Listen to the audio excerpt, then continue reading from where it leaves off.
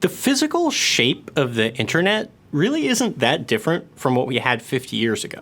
It's gotten bigger, we have better wireless, and we've switched from copper wires to fiber optic cable, but it's still one big physically connected system. A kind of arterial network strung between telephone poles and laced through underground conduits, connecting basically every computer in the world. But that might be about to change. A handful of companies are trying to build a new type of internet, one that doesn't run on physical cables.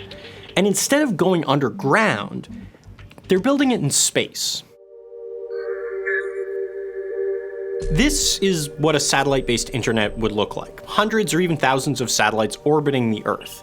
It's expensive to launch and maintain a network like this, but there are already a few up and running. SpaceX's Starlink project is probably the most famous, thanks Elon, but OneWeb is also fleshing out its satellite constellation, and Amazon's Project Kuiper secured a massive contract to launch a planned 3,236 satellites.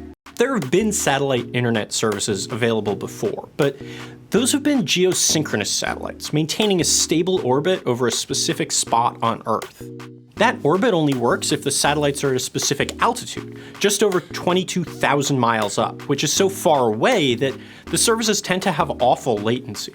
The new generation of satellite internet systems are doing it differently.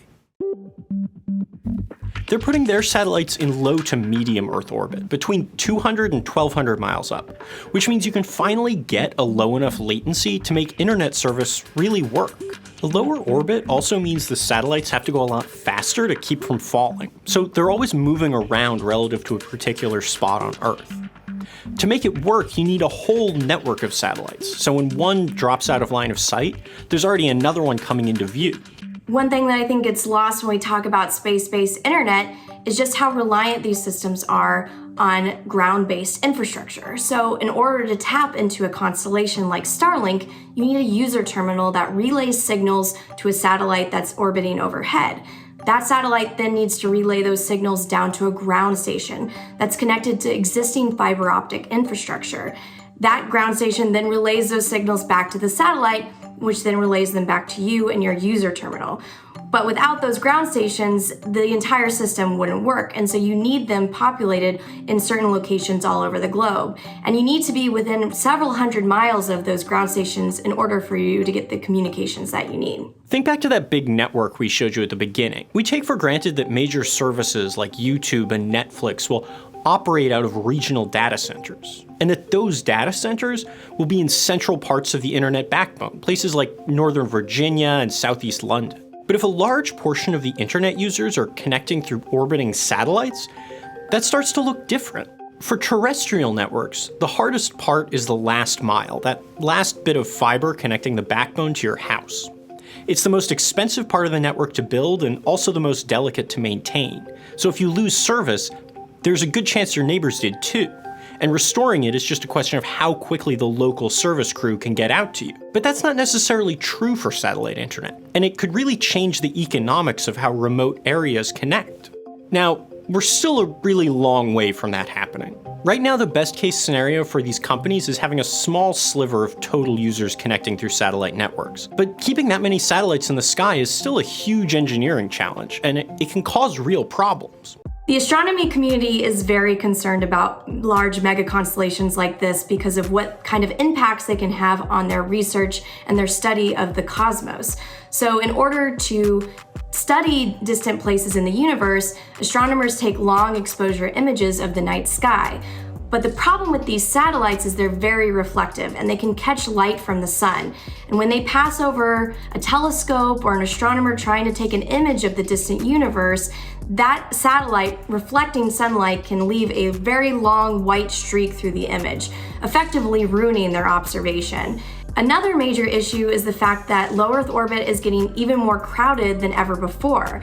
And with these companies proposing to put thousands of satellites into roughly the same area of space, satellite trackers are concerned that the probability of collisions will increase. And when things collide in space, it can be pretty nasty. These things are moving at roughly 17,500 miles per hour. So if one satellite runs into another, they can create thousands of pieces of debris that sticks around in space that then threaten other satellites. There are also practical issues that are still getting ironed out. When our editor-in-chief, Nilay Patel, tested Starlink in 2021, he said that at best, the service could offer inconsistent connectivity and huge latency swings. The biggest problem is obstructions in the dish's line of sight to satellites. Trees or even poles can cause service to cut out, and since the satellites are always moving, you really need a big strip of unobstructed sky. The usual fix for that is to mount the dish as high as you possibly can, but Starlink also warns that roof-mounted dishes can be blown loose in a storm. The company actually says you may want to take the dish inside during high wind events. To be fair, Starlink has launched a lot more satellites since we reviewed it in 2021, but a quick spin through Starlink's Reddit community shows latency swings, flagging download speeds, and dropped service are still very much an issue. Still, there are places where this kind of satellite internet could really make sense. Lots of places in America are still hugely underserved for broadband, and there are even more places like that in the rest of the world. The existing satellite projects aren't ready to fix that just yet, but the network keeps growing and more areas keep coming online. Even if Starlink can't make it work, there's always OneWeb, which is planning to launch full service at the end of 2022, or Project Kuiper after that. And if it finally does happen, the internet could start to look a whole lot different. Thanks for watching. We've written a bunch about this stuff, so if you want to know more, there are links in the description, including a link to that Starlink review we talk about. And yeah, let us know in the comments what you thought.